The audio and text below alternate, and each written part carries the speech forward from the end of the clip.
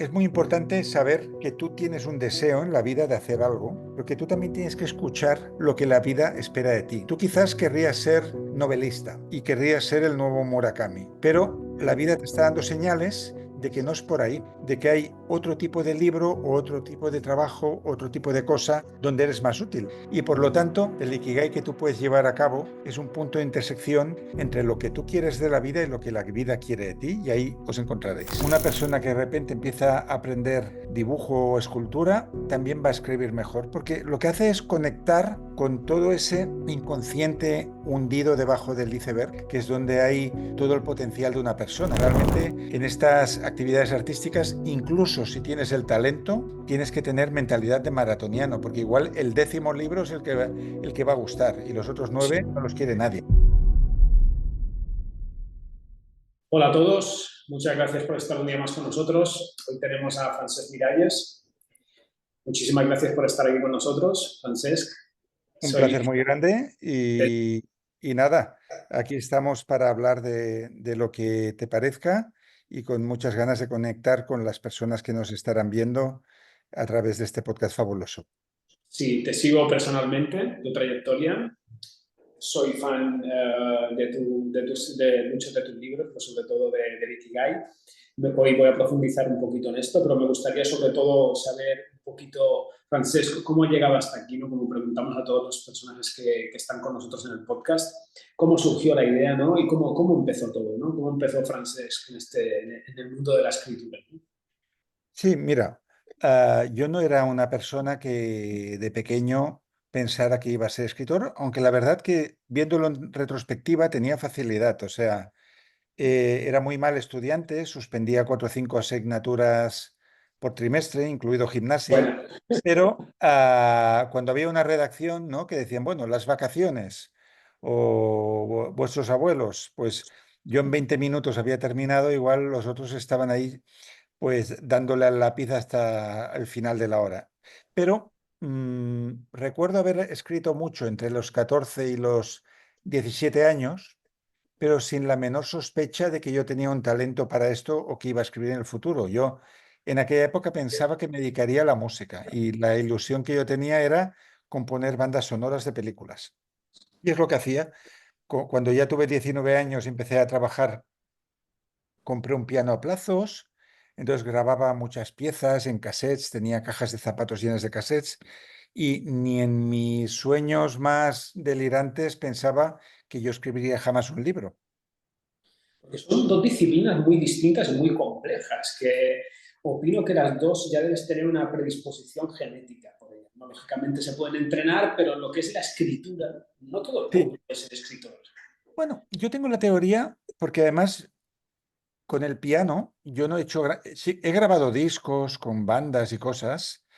Nunca he ganado dinero con esto ni lo he pretendido, pero sí, pero creé un método que se llama el piano Satori para enseñar piano a gente que cree que nunca va a tocar a dos manos.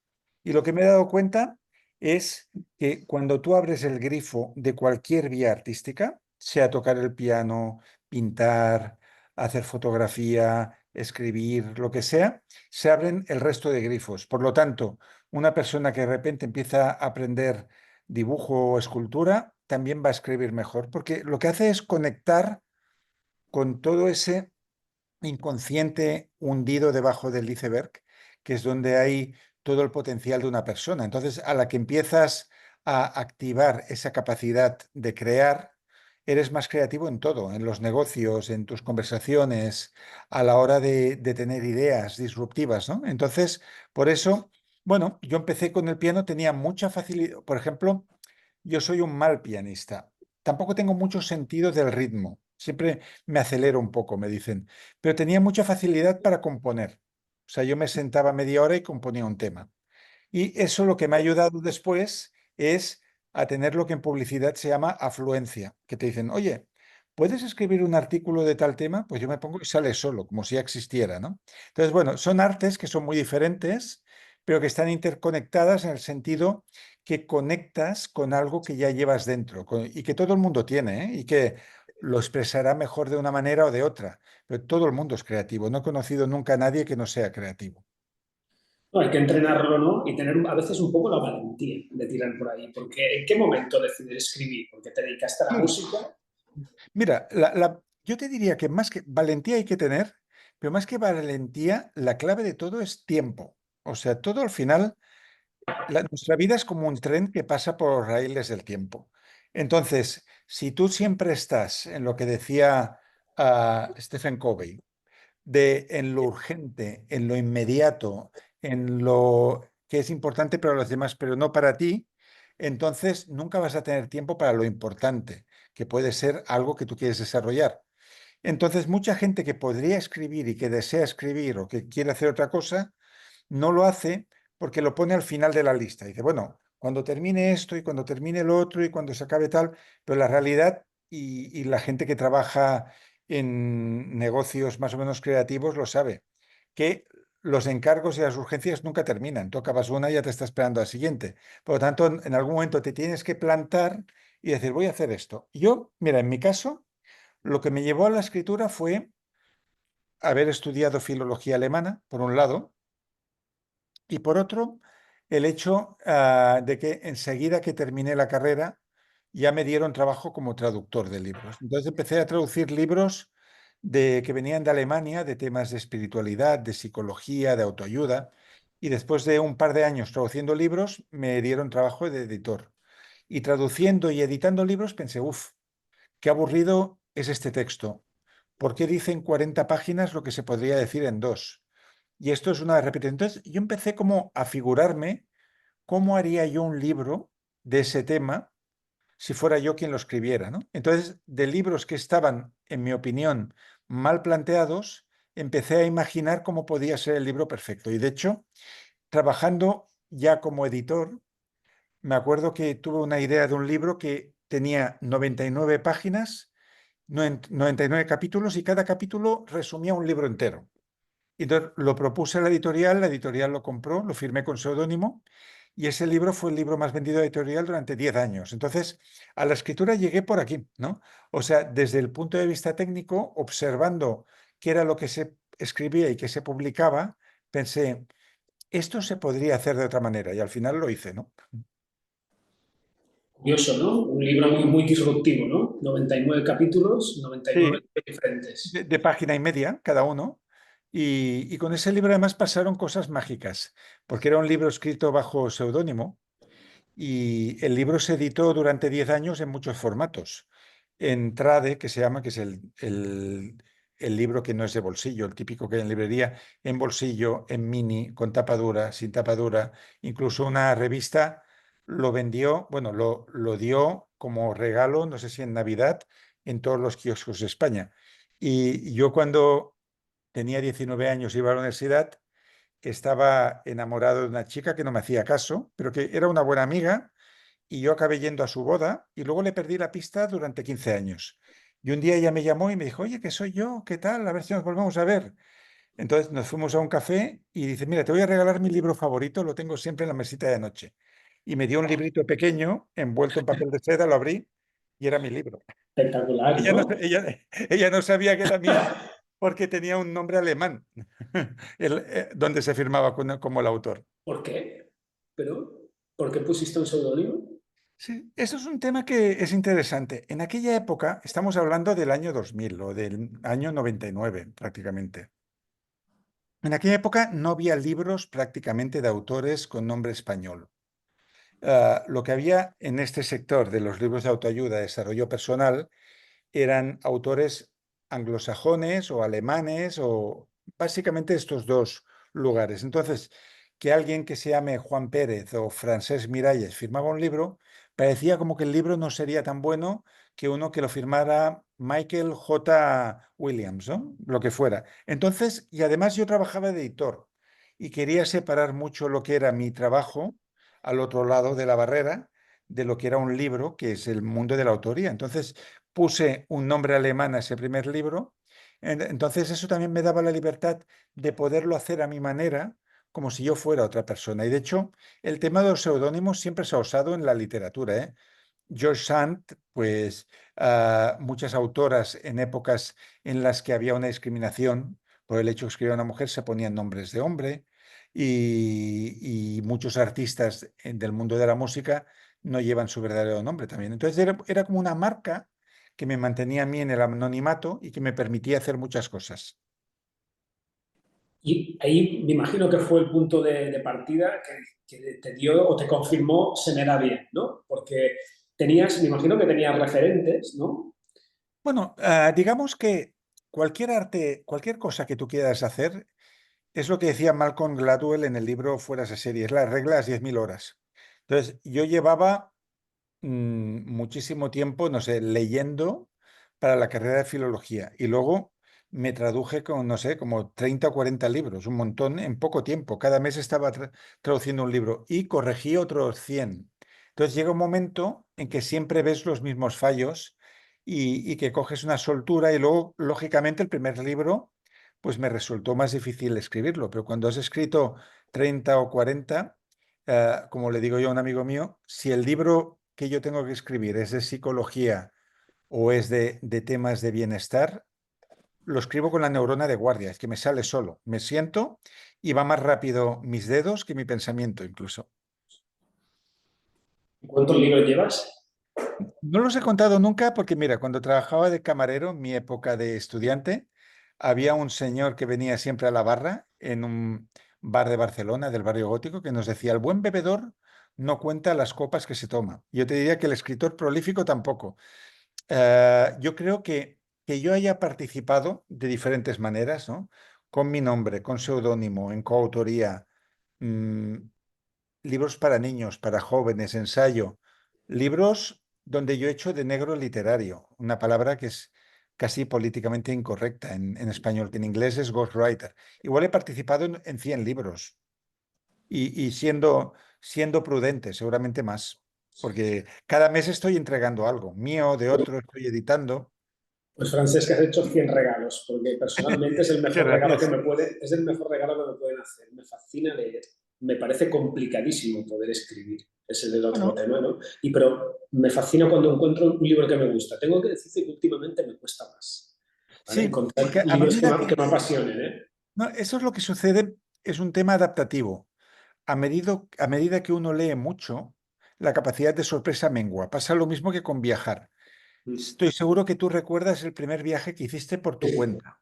Mm. Yo el mío fue modesto, ¿eh? Fue en París, pero claro, yo no había estado nunca en una ciudad europea fuera de Barcelona. No sé, había ido a algún sitio, había ido a Mallorca porque mi abuela es de Mallorca, pero no había ido a otra ciudad. Entonces, cuando me acuerdo bajar del autobús, porque fuimos en un autocar de estos de estudiantes, y pisar París, que me parecía como que no tenía derecho ni a pisar las calles, y todo lo que pasó en ese viaje fue mágico. 30 años después, a la que has viajado a 1.000 ciudades y has vuelto, es muy difícil que tú llegues a un lugar y que te enamores del sitio, ¿no? Porque todo te suena a otras cosas y con los libros pasa lo mismo, ¿no? Que cuando has leído muchísimos libros, para que un autor te sorprenda, realmente ha de ser muy bueno eso que te dan. Sí. Y que valorar un libro, ¿no? O valorar un escritor, creo que también es un tema muy complejo, ¿no? Bueno, es un tema totalmente subjetivo. Por ejemplo, ¿Subjetivo o hay una calidad, pero que tú la detectas enseguida como bueno, profesional? sí, pero además que a mí me ha pasado algo extraño, que creo que es un caso casi único en la historia de la gente que se culturiza. Y es que he ido hacia atrás. Yo cuando tenía 16, 17 años, era un chaval muy acomplejado, tímido, con muchísimos problemas psicológicos, pero muy intelectual. O sea, yo leía a Strindberg, leía a Kafka, leía ensayos, leía lo más complejo que te puedas imaginar, poesía, escuchaba solo música clásica, tenía conversaciones, las pocas que tenía de temas existenciales, y ahora suena muy extraño lo que te voy a decir. Me gusta leer thrillers, me gusta el fútbol. Me gustan las conversaciones sencillas. No soporto ir a una cena de escritores que se las dan de intelectuales y no sé, me he ido interesando y luego he llegado a una conclusión del por qué es así. O sea, con el tiempo, sin darme cuenta, me he ido interesando cada vez más por la literatura popular y por las cosas que gusta a la gente normal, porque es como yo me siento, una persona normal y corriente. No conecto con estas personas que, no sé. que se sienten por encima de la sociedad. Entonces, yo pensándolo desde un punto de vista psicoanalítico, creo que viene de que mi padre, aunque nunca fue a la universidad, era un hombre muy intelectual. Era autodidacta, aprendió 3 idiomas él con cassettes, con aquellos cursos que había en esa época, CCC Me y todo acuerdo, esto. sí. Tenía como 10.000 libros en su casa, podía leer en inglés, en francés, en italiano. Era una persona con una cultura bestial. Y como con mi padre tuvo una relación muy difícil, era un hombre silencioso que jamás hablaba conmigo ni con mi hermana, yo creo que la alta cultura me genera rechazo. Pero es un tema que tiene que ver con con, con mi trauma de niño. Pero en un libro, por ejemplo, en mi gremio yo a veces valoro pues, proyectos o trabajos que a lo mejor personalmente no te gustan, pero consideras que la ejecución es buena o perfecta o muy buena, ¿no? En un libro me imagino que por dos lados estará por un lado la historia, ¿no? O lo que es el concepto del libro, y por otro la técnica de escritura, ¿o no? No Sí, es pero la así. técnica, valorar eso es muy subjetivo según con qué lo comparas. Mira, te pongo un ejemplo. Yo, que me gustan las cosas sencillas y las ideas originales, a mí me encanta la sencillez. Por eso he ido tanto a Japón, porque Japón es un país minimalista. No me gusta cuando un párrafo de 8 líneas está diciendo algo que se puede decir en una frase corta.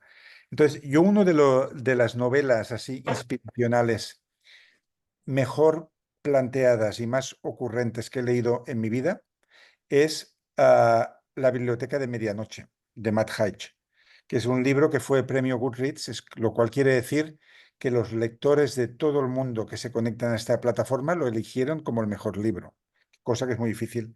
Y es una historia de una chica que tiene la oportunidad de ver y vivir qué habría pasado si hubiera tomado otras decisiones en otro momento de su vida.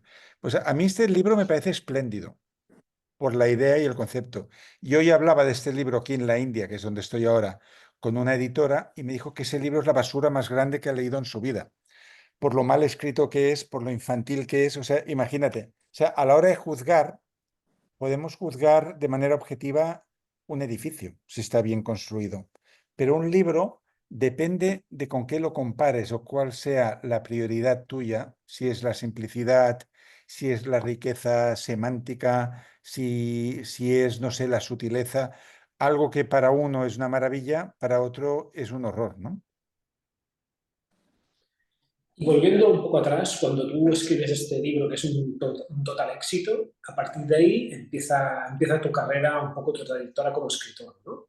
Empiezas, ¿cuáles son los libros que vienen a Bueno, yo posterior? empiezo a escribir libros, o sea, yo inicialmente escribía libros de autoayuda bajo seudónimo. Además tenía varios seudónimos y cada seudónimo tenía su especialidad. Por ejemplo, Francis Amalfi tenía libros que eran antologías, ¿no? Pues, por ejemplo, antologías de frases del budismo o del zen o del taoísmo o los indios americanos o Jesús. Entonces, eran como aforismos comentados y eran libritos como de coleccionista que los escribía este.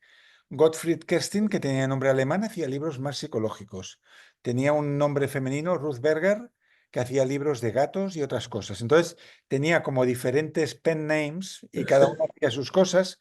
Entonces, igual llegué a escribir 15, 20, 25 libros de estos, algunos eran pequeños, y vivía de eso, además de hacer de negro literario. Entonces, ayudé a escribir libros de temas muy curiosos. Por ejemplo, trabajé con la medium más famosa del mundo, que aún vive, se llama una persona muy amable, se llama Marilyn Rosner, es una mujer muy pequeñita, no sé si hace 1,20 m o 1,30 m, que Spielberg se inspiró en ella para la medium de Poltergeist, porque ya era famosa en la época en que se hizo Poltergeist.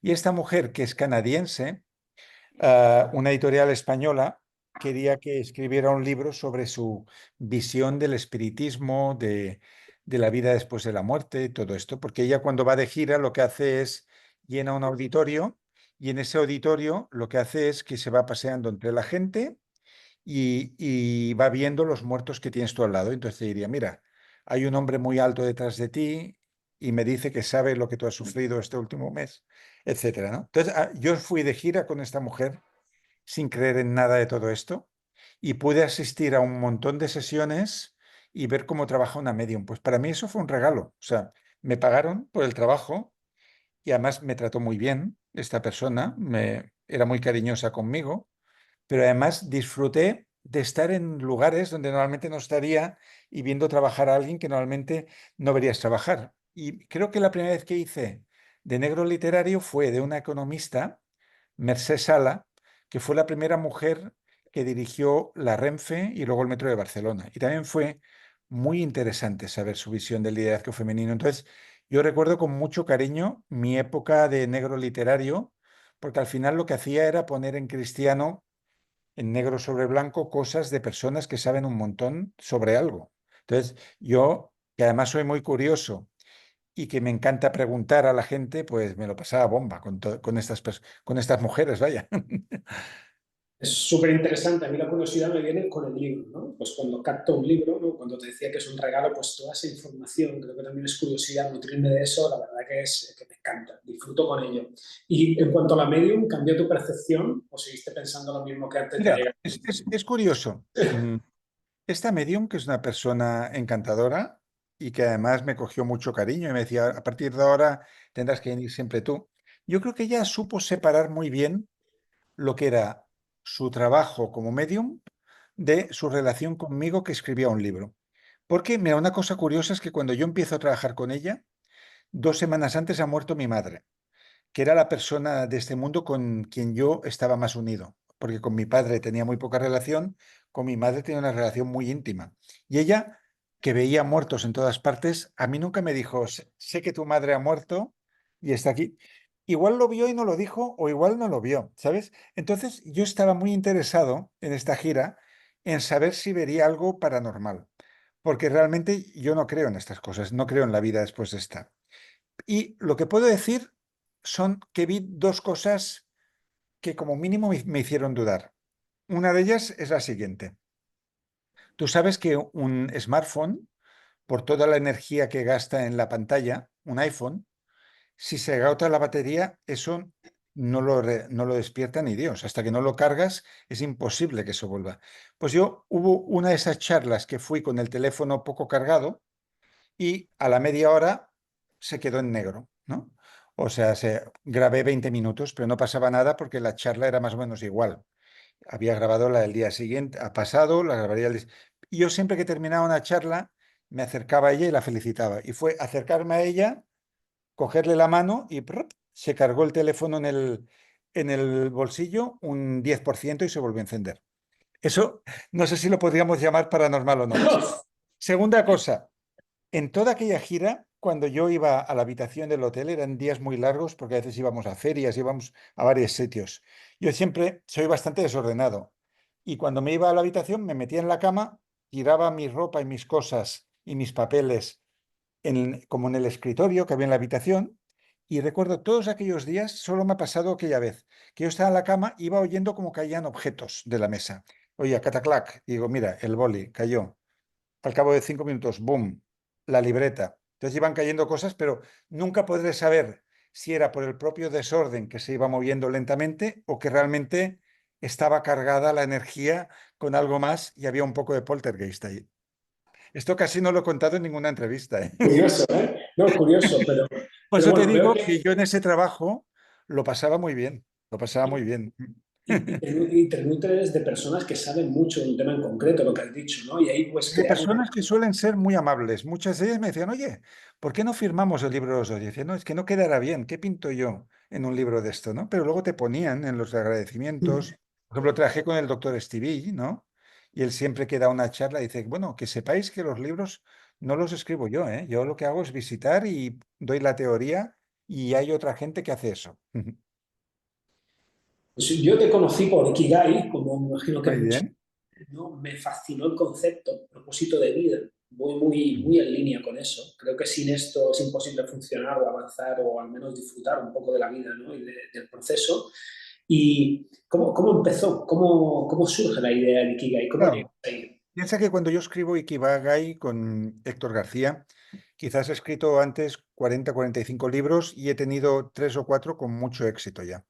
O sea, en esos seudónimos había uno que se llamaba Alan Percy, que un libro que se llamaba Nietzsche para estresados, que era un libro muy pequeñito y sencillo que aplicaba la filosofía de Nietzsche a situaciones cotidianas. Ese libro tardaron 4 años en que un editor quisiera publicarlo porque decían que el título era raro. Pero una vez se publicó, en español se reeditó 15 o 20 veces de bolsillo y en Brasil y en Grecia fue número uno ese libro. De hecho, en Brasil en un año vendió 1 millón de ejemplares y nadie sabía quién era Alan Percy porque Alan Percy no tenía ni tiene ni página web, ni Facebook, ni Instagram, ni nada. Entonces, cuando llego a Ikigai, yo ya he tenido algunos libros de éxito, pero claro, no tan grande como este. Entonces, eso surge porque en mi segundo o tercer viaje a Japón, un amigo común nos presenta a Héctor y a mí. Entonces, para entender los perfiles, Héctor es un ingeniero súper brillante de Valencia, que nada más salir de la carrera ya lo fichan en el CERN, en el acelerador de partículas de Ginebra. Trabaja en la búsqueda del bosón de Higgs en lo que era la sección de computación, analizando datos. De ahí se va a Tokio, monta un negocio con el hijo de Jimmy Chu, el de los zapatos, y se arruinan los dos. Y luego ya se mete en cosas de tecnología, en laboratorios de tecnología. Héctor fue quien programó Twitter, la versión que hay ahora, la internacional. Entonces es un genio. Y él, a medida que iba viviendo en Japón, porque se casó allí con una chica de Okinawa, tenía un blog que se llamaba Un Geek en Japón, que acabó siendo un libro y el libro era conocido para los viajeros. Yo conocía ese libro. Y un amigo común que conocía mis libros decía, yo creo que os caeréis muy bien porque los dos sois muy distintos, pero os vais a gustar, ya verás. Y en uno de los viajes, pues me fui con él a un microbar de estos que hay en Tokio para 3 personas, 4 personas, y nos hicimos amigos y yo le animé a que escribiera su primera novela. Entonces nos veíamos un día por semana por Skype, los lunes, que aún lo hacemos, los lunes a las 8:15 de la mañana. Se ha mantenido desde hace 8 años ese ritual o 10. Y en mi siguiente viaje, que ya lo fui a ver un día paseando por un parque, surgió la idea de ir a Okinawa, a un pueblo que había salido publicado en el libro Guinness de los Récords como el más longevo del mundo. Entonces, el suegro de Héctor, que sabía que los dos escribíamos y tal, dice, vosotros dos que hacéis libros, ¿por qué no vais ahí y preguntáis a esa gente mayor cómo es que vive tanto tiempo y tal? Entonces, el suegro nos organizó a través del alcalde del pueblo y de un señor que nos llevaba a los diferentes grupos ancianos, que era señor Miyagi, como el de Karate Kid, mismo nombre. Pues el señor Miyagi, que yo luego años después supe que al señor Miyagi hubo que pagarle para que hiciera eso. O sea, el suegro le Sí, sobornó y le pagó unos miles de yenes para que abriera puertas, el señor Miyagi. sí.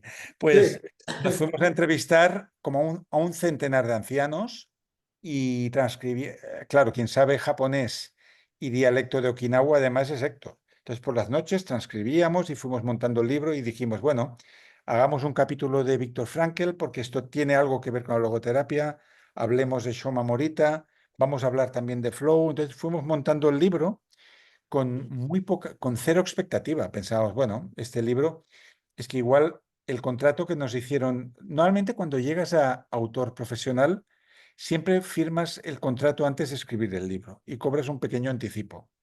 Y este libro ya nos habían pagado un anticipo, que igual en limpio, después de pagar a la agencia y a los impuestos, fueron 1.000 euros cada uno. Nos gastamos más en el viaje. Entonces decíamos, bueno, ¿a quién interesa este libro? Decíamos, pues a los frikis de Japón, a los que tienen el libro del Kaizen, a los que tienen el libro de los haikus. No pensábamos que iba a salir de ahí, pensábamos en un nicho de 2 o 3 mil personas. Y la sorpresa fue que el libro se publica. Luego yo he entendido también por mi experiencia como editor que el mercado valora mucho un concepto nuevo del que nunca se haya hablado. Y de hecho, este era el primer libro sobre el Ikigai. Entonces, la palabra cayó en gracia y nada, cuando el libro llevaba un mes en las librerías de España, publicado por una editorial mediana, ya tenía 10 traducciones y al cabo de 6 meses ya tenía 40. Y cuando se publicó en Estados Unidos, que nunca llegamos a ir a hacer promoción, y si quieres luego te explico el por qué no fuimos a hacer promoción, Oprah Winfrey lo pone como libro de la semana. Entonces, todo eso ya fue como un reguero de pólvora que unos países entusiasman a otros y por eso estoy ahora en la India, porque en la India 2020 y 2021 fue el libro más vendido del país de todo, o sea, de novela, de ficción, de no ficción. Claro, es un país que igual no hay tantos lectores, pues son como 1.500 millones de personas y te das cuenta de lo popular que es Ikigai en la India, porque si vas en un taxi o en un rickshaw, un tuk-tuk, y paras en un semáforo, hay niños que se acercan a venderte Ikigais pirata. Y yo tengo cuatro o cinco, con el nombre de Héctor mal escrito, pone Héctor García, con C. ¡Qué Ah, locura! sí, pero tengo algunas copias. Entonces, sí, ah, cuando un libro la gente lo percibe como útil, empieza el boca a oreja, porque entonces ese libro la gente se lo regalan los unos a los otros, te escriben de que es importante para ellos, que les ha ayudado a hacer un cambio. Y este libro, Ikigai, pues tiene esa magia que para mucha gente ha sido como una brújula para tomar decisiones. Y te estoy hablando de gente sencilla, pero de los mails que nos han llegado de la gente, a mí me sorprendió mucho un día que recibo un email de un tipo que se llamaba igual que un futbolista, que yo sigo bastante el fútbol. No soy un fanático de nada, pero recordaba a Arjen Robben, ¿no? Que es un Sí, futbolista ya retirado, holandés, jugó en mm, el Real Madrid, sí, jugó en el Bayern de Múnich, hacía siempre la misma jugada de Smart, que era siempre la de misma jugada. izquierda. Sí, sí, siempre digo. Entonces, recibo un mail de un tipo que se llama Arjen Robben y me dice, hola, ¿qué tal? Soy holandés, he leído tu libro El método Ikigai, que es el que escribimos luego, que era el libro práctico, y como hay un capítulo en el que decís que escribamos a nuestro autor favorito y tú eres mi autor favorito porque he leído el Ikigai, el método Ikigai, te doy las gracias porque este libro me está haciendo pensar en este momento de mi vida. Y bueno, yo le contesto, pues yo siempre intento contestar a todo el mundo. Y le digo, muchas gracias, me alegro que este libro es importante para ti. Digo, por cierto, tú te llamas igual que un futbolista que yo conozco y que aún está en activo. Dice, sí. Y entonces me contestó en un mail, dice, sí, algo de fútbol juego. Dice, saludos desde Múnich. Y vi luego que a los 6 meses se retiró. Entonces pensé, por eso es importante para él este libro, porque estaba ya al final de su carrera. Los futbolistas cuando terminan la carrera, si no vas a ser entrenador o algo así, te tienes que replantear qué haces con tu vida porque puedes tener dinero, pero tú quieres seguir siendo útil o siendo valioso de alguna manera. Y yo creo que para él fue importante los dos libros de Ikigai porque le ayudaron a pensar en qué hacer después. Claro. El Ikigai, para los que no lo conocen, ¿cómo le definirías? ¿De qué se trata el Ikigai?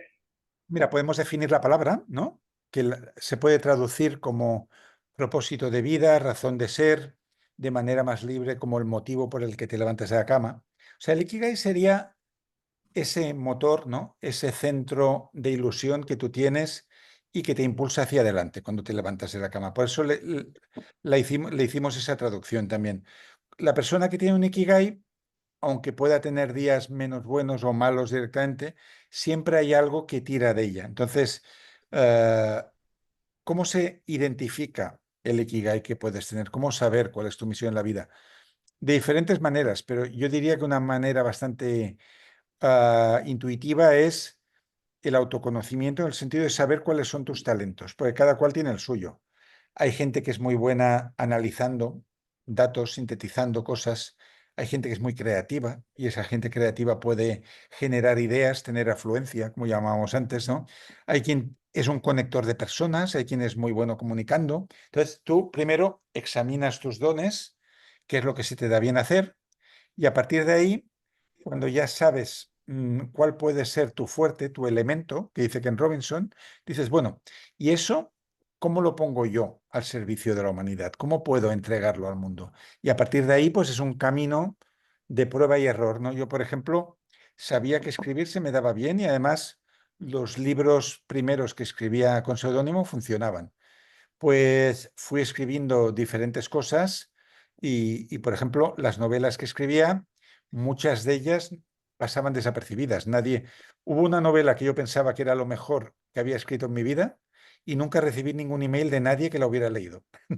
En cambio, escribes Ikigai o escribes otro tipo de libros y recibes cada día decenas de correos. Entonces, aquí es interesante porque siempre que doy una charla para empresas o en una universidad, digo, es muy importante saber que tú tienes un deseo en la vida de hacer algo, porque tú también tienes que escuchar lo que la vida espera de ti, no solo lo que tú esperas de la vida. Entonces, tú quizás querrías ser novelista y querrías ser el nuevo Murakami, pero la vida te está dando señales de que no es por ahí, de que hay otro tipo de libro o otro tipo de trabajo, otro tipo de cosa donde eres más útil. Y por lo tanto, el Ikigai real, el Ikigai que tú puedes llevar a cabo, es un punto de intersección entre lo que tú quieres de la vida y lo que la vida quiere de ti, y ahí os encontraréis. Creo que es la única manera de avanzar y tener una trayectoria longeva, sin quemarse de alguna manera, ¿no? Yo creo que personalmente he encontrado el mío, aunque tú digas hay días malos, días que son mejores, pero bueno, si tú tienes un propósito, al final yo creo que se trata un poquito también de disfrutar de lo que haces, ¿no? Sí, pero es que incluso aunque te guste, aunque sea un propósito que te motive, habrá partes de este trabajo que no te gustarán. O sea, Lógico, lógico. por ejemplo, yo soy freelance y me encanta ser freelance y no estar en una empresa, pero cuando tengo que hacer las facturas trimestrales y encontrar dónde demonios están los gastos del informático que hizo un Suele clic, me pasar. vuelvo. Sí. Entonces, hay partes de mi trabajo que no me gustan, pero eso le sucede a todo el mundo, ¿no? Entonces, es por un bien mayor. Dices, bueno, esto y esto y esto no me gusta tanto, pero qué bien lo paso, no sé, cuando estoy en una escuela y veo que los niños están ilusionados y les gusta que estoy ahí y puedo aportar algo, ¿no? Entonces te quedas con la parte buena del asunto. Y en Okinawa la conclusión fue que todos coincidían en lo mismo, ¿no? Que la longevidad, ¿no? que tenían estaba basada en un ikigai, ¿no? Te respondían esto. Bueno, de hecho, pasó una cosa curiosa con este libro y es que la gente se ha quedado solo con una parte del libro. O sea, cuando nosotros escribimos el libro, éramos conscientes de que el libro tenía dos focos. Uno es temas de longevidad, que no es solo el Ikigai, es que además en el libro se explica. Vimos como 5 o 6 factores que eran clave para llegar a ser centenario. Uno es la alimentación, ¿no? La regla está del 80% de comer un poco menos del hambre que tienes. El otro es vivir sin estrés y mover el cuerpo y estar al aire libre, que es lo que hoy en día se llama cronobiología, ¿no? Que tus ritmos internos vayan acordes con los ciclos de la vida, que son la luz, que son el sol sobre todo. Y otro es los vínculos sociales, el hecho de que estas personas tienen estos moais, tienen estos círculos y se ayudan los unos a los otros. Entonces, el Ikigai es una parte de todo esto. Entonces, nosotros pensamos, bueno, en este libro hay dos temas. Uno es la longevidad, que hay como 5, 6, 7 factores que influyen, y el otro es el propósito en la vida, que es la traducción del título del libro, y es uno de los factores. Pero te diría que el 95% de la gente que nos ha escrito, nos entrevista, les interesa solo el propósito. La longevidad le da igual a todo el mundo. Nadie me ha dicho qué tengo que hacer para llegar a los 100. No hay Ya. mucho interés en ese tema. Sí. Sí, pero una cosa es llegar y otra cómo llegas, ¿no? Exacto, sí, eso es muy importante. Sí, sí, desde Con un propósito siempre es mucho mejor. Y de tus libros, Francesc, ¿cuál ha sido el más complicado que has, y cuál es el que te sientes más orgulloso? Porque antes ahora has mencionado una novela que para ti era la mejor y sí, fue y pasada que más. tuvo y que nadie Sí, se enteró de que existía. Sí, mira, novelas difíciles de hacer hubo una con Alex Rovira que fue complicada porque hubo que entender física cuántica, porque hicimos una novela que se llamó La última respuesta sobre los últimos 20 años de Einstein. Y claro, de Einstein lo conocíamos de oídas las teorías, pero hubo que entender un poquito la relatividad, ah, teorías del campo electromagnético, y ese libro fue complicado de hacer porque hubo que, aparte de leer la biografía de Einstein de Walter Isaacson, que es el mismo autor que ha hecho la de Steve Jobs y la de Elon Musk, que es el mejor biógrafo del mundo, pues nos tuvimos que buscar profesores, gente que pudiera explicar un poco la física cuántica, que es realmente compleja. Y eso, fíjate la conexión que tuvo todo esto. Primero tuvimos como un profesor de filosofía y ciencia que le explicamos la tesis del libro, que es una novela en el cual al final hay como una fórmula literaria de la unificación a través del amor. Y él nos dijo, ya sabéis, ¿no? Que nos van a dar el premio Nobel por esto. Y se cachondeó un poco de nosotros. Entonces, ahí nos presentaron a Sonia Fernández Vidal, que era la esposa de un amigo de Alex Rovira, y ella, que es doctora en física cuántica, nos explicó muy bien esto. Y yo vi que esta chica, aparte de ser una científica joven, tenía muchísima gracia y mucha facilidad para explicar de forma sencilla lo complicado. Y le dije, tú tienes que escribir un libro y explicar la física cuántica de manera que la entienda hasta un niño pequeño. Y lo hicimos. Yo hice de Sherpa literario, que es un trabajo que he hecho también muchas veces, de acompañar a alguien a hacer su primera cima. Sí. Hicimos un libro que se llamó La puerta de los 13 rojos, que vendió el primer año ya 120.000 ejemplares, se tradujo como a 20 idiomas. Y todo eso vino porque estábamos buscando a alguien que nos enseñara física. O sea, fíjate las conexiones de la vida a dónde te llevan, ¿no? Curioso. ¿Y tu preferido? A ¿Tienes ver, alguno? los autores siempre te dirán que su preferido es el último, porque de los otros igual ya han Sí, hablado. sí. Y a mí a ver, a mí me sigue gustando mucho escribir novela, pero ¿por qué? Porque para mí escribir ensayo es demasiado fácil. O sea, cuando me pongo a escribir ensayo, voy como un torpedo. Me sale, no sé, tengo la autopista que va de mi cabeza a la hoja es muy corta. En cambio, la novela me cuesta más y por eso, como dice la teoría del flow, damos un poco de reto, un poco de desafío para que... entonces, me ilusiona escribir novelas. Algunas han tenido éxito, ¿eh? Tengo una que está traducida en 27 idiomas, que se llama Amor en minúscula. Pero la última que he publicado, que se llama Viaje a Andrómeda, que no es de ciencia ficción, es una novela de amor, pero que hay una chica que se llama Andrómeda, que sale en ese libro. Es mi favorita ahora mismo y salió nada, hace una semana o dos. Luego, ya estamos terminando, llevamos casi una hora, pero voy a aprovecharme de que te tengo un poquito aquí. Luego te preguntaré un poco por tus favoritos. Pero, ¿qué opinas de ahora con la inteligencia artificial? Ujú. ¿No? Porque ahora salen infinidad de Con esto he libros tenido muchísimos problemas, he tenido. Porque que... claro, piensa que, aparte es que yo cuando te digo que cada mes estoy entregando un libro, no me refiero a un libro mío, ¿eh? A veces hago de editor de libros de otros. Lo hago si son amigos. O sea, si son amigos muy cercanos, como por ejemplo esta Sonia Fernández Vidal, pues yo hice de editor y de Sherpa de su libro. Entonces, a veces dirijo libros de gente que escribe, ¿no? Y una editorial me dice, oye, ¿tú puedes encargarte de que esto llegue a buen puerto? Entonces, me he encontrado con muchos chascos con la inteligencia artificial. Por ejemplo, trabajar con un autor especialista en creatividad, que en teoría lo que explica este autor es cómo tener buenas ideas y darme cuenta cuando me presenta los primeros documentos en bruto que no era suyo, que era el chatbot GPT. Y eso aún hoy en día se reconoce muy fácilmente. Yo creo que eso se irá sofisticando. Se reconoce porque te hace muchas listas de cosas con topos, repite las mismas palabras, no hay humor, no hay anécdotas, ¿no? Sino te dice resiliencia. Se dice que la resiliencia es y tal. Entonces, no tiene ningún tipo de magia, de enganche eso. Entonces, yo empecé a leer esto y digo, pues si esto es lo que dice en cualquier sitio.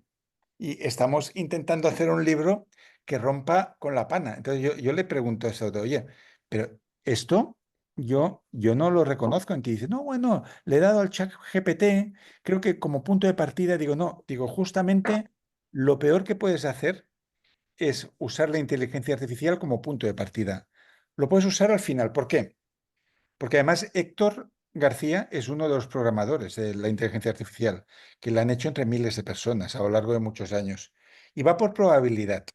O sea, para la gente que no sabe cómo funciona esto. Por ejemplo, si yo pongo, ¿cómo puedo ligar con una persona de Japón? El chat GPT me va a contestar, ¿no? Me va a dar una serie de consejos. Pero esos consejos que me va a dar son los más repetidos en los millones de veces que alguien ha explicado eso. Por lo tanto, de todas las cosas que se podrían decir originales, es la que se ha dicho más veces. Por lo tanto, es el tópico.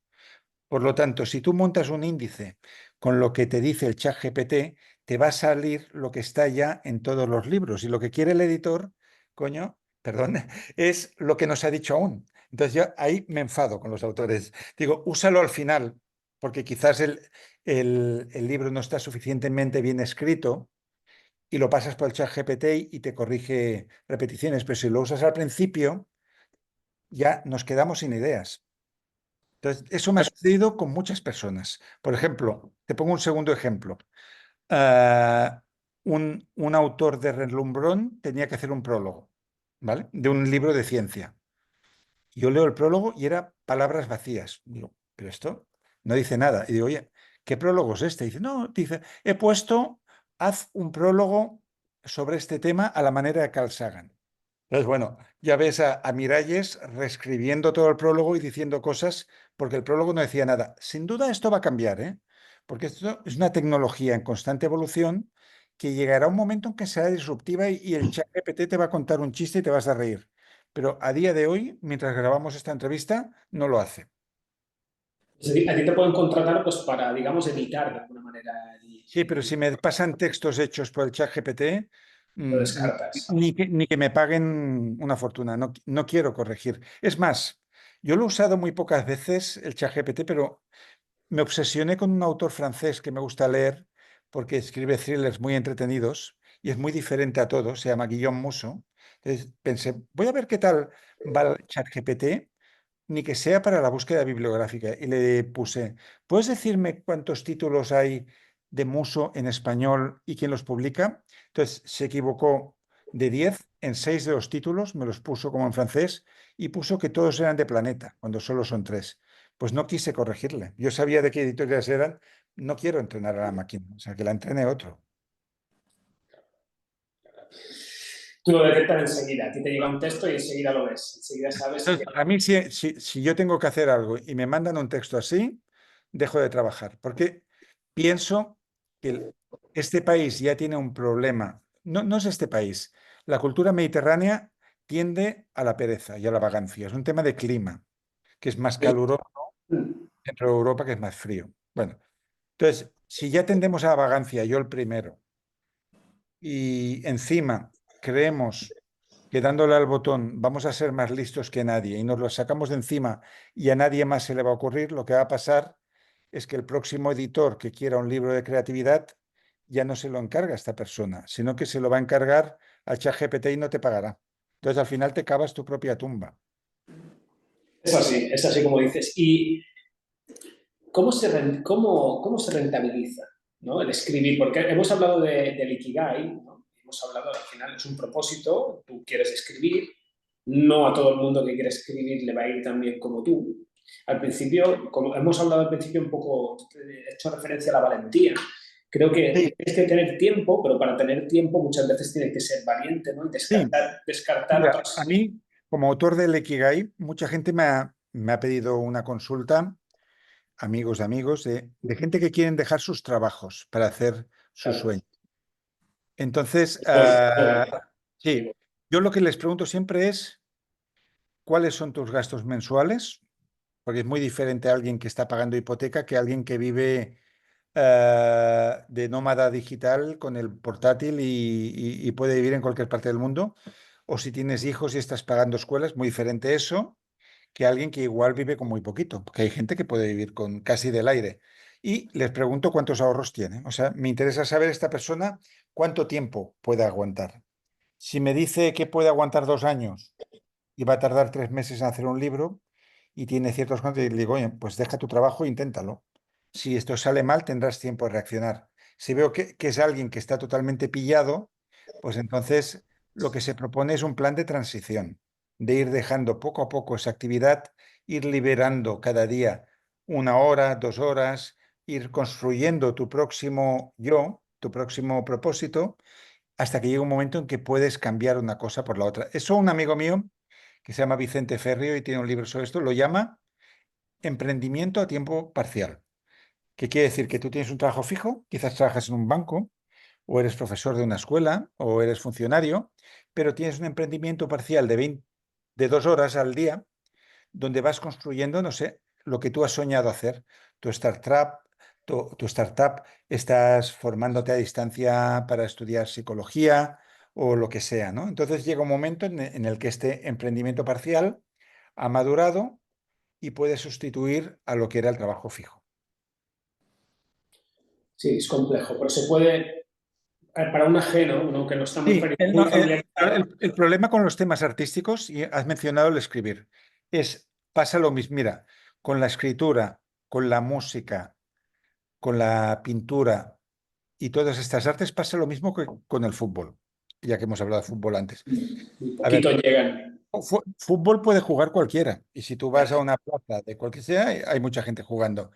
Pero en el Madrid o en el Barcelona puede jugar uno de 1 millón. Entonces, si eres ese uno en el millón, pues vas bien, pero si no, vas a tener que rebajar expectativas. En la escritura pasa lo mismo. O sea, de hecho, siempre digo en los cursos de escritura, de todas las artes, la escritura es la más aprensible. ¿Por qué? Porque las otras dependen del talento natural. O sea, la música depende de que tengas oído. Hay gente que tiene cero oído. Entonces, es muy difícil que esa gente pueda tocar. Y del sentido del ritmo. O lo tienes o no lo tienes.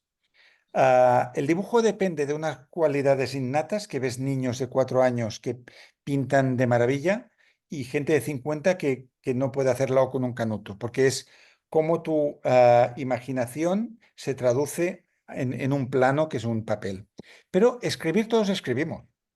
Hemos escrito exámenes, escribimos en el teléfono. De hecho, el teléfono móvil que se inventó para hablar se usa sobre todo para escribir. Ahora estamos en el momento de la historia humana en que más se escribe. Escribimos mensajes, escribimos posts, estamos escribiendo todo el día. Lo raro es que alguien te llame. Normalmente te escribe para decirte, te puedo llamar, pero primero te Sí. escribe, ¿no? Entonces, escribir escribimos todos, pero otra cosa es que tú tengas una manera de escribir que conecte de manera universal con todo el mundo. Eso es lo realmente difícil. Y segunda cosa, que tengas un tema que a la gente le suene novedoso y que te lo quieran comprar. Entonces, todo el mundo puede escribir cosas, todo el mundo tiene ideas, pero un tema muy diferente es si tu estilo es atractivo y si ese tema realmente da en el clavo. Que eso, incluso los autores profesionales, cuando yo trabajaba de editor, pues todo lo que te enviaban era lo mismo. Las 10 leyes del coaching, los 3 de no sé qué, la autoestima de... Lo difícil es que aparezca alguien con algo que no has oído y dices, bárbaro, ahí sí que tenemos algo. Entonces, eso es lo difícil realmente. ¿Y qué funciona, ¿no? Tú creas, ¿no? Digamos, el libro, tú mismo lo creas y tú te lo editas. Hay gente que yo creo que a lo mejor Y quiere... sí, editarse es una muy buena manera de empezar. De hecho, Borges, que fue candidato al Nobel y se considera casi el escritor más talentoso en español, quizás del siglo XX. Su primer libro de poesía lo publicó él mismo en una imprenta y vendió 120 ejemplares. Y al final de su vida, que era muy famoso, él buscó a las personas que habían comprado aquellos ejemplares y quería preguntarles por qué los habían comprado, ¿no? O sea, se interesó mucho por aquellos primeros lectores. Entonces, está muy bien escribir un primer libro, publicarlo por Amazon, crear pequeños clubs de lectura, ver qué tal funciona, recibir feedback, a ver si a la gente le ha llegado o no le ha llegado. Y eso es un camino. O sea, normalmente, si lees el libro Mientras escribo, de Stephen King, él te explica que la novela que le compraron, Carrie, era como la sexta o la séptima que había escrito. Las otras nadie las quería, para nada. Entonces, si tú no tienes constancia y no tienes capacidad de frustrarte, o sea, de superar la frustración, se va a acabar muy rápido la carrera. Realmente, en estas actividades artísticas, incluso si tienes el talento, tienes que tener mentalidad de maratoniano, porque igual el 10.º libro es el que va a gustar y los otros 9 no los quiere nadie. Para terminar, Francesc, que esta pregunta casi es para mí. Tu top 5 que no sean tuyos. Hombre, claro, yo nunca recomiendo libros míos. Para empezar, porque no me los leo una vez los he escrito. No los leo. Me suele pasar, Mira, es parecido. sí. Te voy a hacer un top 5 variado, ¿vale? Mira, yo el otro día lo hablaba con una amiga. Si tuviera que leer solo una novela del siglo XX, te diría El Palacio de la Luna, de Paul Auster. Si es ya hemos dicho uno. Si es una persona joven, Siddhartha de Pero Hermann. perdona, ¿por qué? ¿Por qué ese libro? Pues es el libro con el que me lo he pasado mejor y con el que he sentido la magia de estar dentro de una historia. ¿Te lo has pasado mejor como historia o también valorando la técnica de la escritura? Que entiendo que tú Bueno, también Paul lo Auster valoras escribe todo muy eso. bonito, ya la primera página te das cuenta de que el autor escribe de maravilla, pero me atrajo mucho la historia y la situación del personaje y el giro brutal que hay al cabo de unas 100 páginas. Me lo Vale, pasé muy, muy bien leyendo este libro. Siddhartha de Germán Hesse para una persona joven, porque explica muy bien lo que es el camino de la vida, lo que es el camino de encontrarse a uno mismo. Es una fábula perfecta para entender lo que es la iniciación a los secretos de la existencia. Luego, mira, te he dicho dos que son novela, ¿no? Te diría eh, El hombre en busca de sentido de Viktor Frankl, quizás lo, porque es el libro de psicología lo he más leído. importante del siglo XX, en el sentido que es un doble libro, además, donde se explica de qué manera una persona puede resistir una situación límite y puede sobrevivir ahí, y se explican las bases de lo que es la logoterapia, ¿no? La terapia de la búsqueda de sentido. Luego te diría otros menos conocidos. Mira, uno que en español se llama, ahora tendría que recordar, Dignos de ser humanos, porque este libro es diferente en cada idioma. El autor es Rutger Bregman y es como un Harari, pero en positivo. Él te hace una historia de la humanidad a través de la bondad. Te explica cómo grandes hitos de la historia de la humanidad se produjeron porque había alguien o había un grupo de personas que deseaban el bien de otras. Entonces, este libro me encanta y lo he regalado muchas veces. Se llama esto, Dignos de ser humanos. Con esto ya te he dicho cuatro. Y mira, y pondremos un quinto pues para los escritores que compren Mientras escribo de Stephen King, porque es el libro más honesto, más divertido y más inspirador que ha escrito nunca un gran autor para la gente que empieza a escribir. Entonces, recomiendo a todo el mundo que lea Mientras escribo. En He inglés se tomado llama nota. On Writing. On Writing. Solo me había leído uno de estos, así que Bueno, está bien. ya tengo Afortunado. cuatro. Puedes leer los otros cuatro. Es Ya una tengo suerte. cuatro. Mira, a mí cuando alguien me dice que no conoce algo que yo valoro muchísimo, hoy estaba con una chica que no sé de qué película hablábamos. Creo que era Olvídate de mí, que a mí me gusta mucho esta película. Eternal Sunshine of the Spotless Mind. Y decía, felicidades porque no sabes la suerte que tienes de verla por primera vez. Pues Me lo suele mismo. pasar Sí. con las películas, así que gracias. Cuando llega un libro que te interesa, Sí, decir, oye, qué bien no haber leído Siddhartha, qué suerte, porque te vas a sorprender de esa... Yo lo puedo volver a leer, pero ya sé más o menos ya, no es lo dónde va. mismo, no es lo Sí. mismo. Pues Francesc, muchísimas gracias. La verdad que casi no he hablado, he disfrutado escuchándote. Ha Pero sido has un placer, conducido muy bien, has conducido muy bien. Sí. ha sido un auténtico placer. Muchísimas gracias y te A deseo ti, mucha suerte. muchas gracias por esta entrevista fabulosa. Gracias y por tocar tantísimos temas. Creo que hemos abierto muchos pequeños universos. Sí, muchas gracias.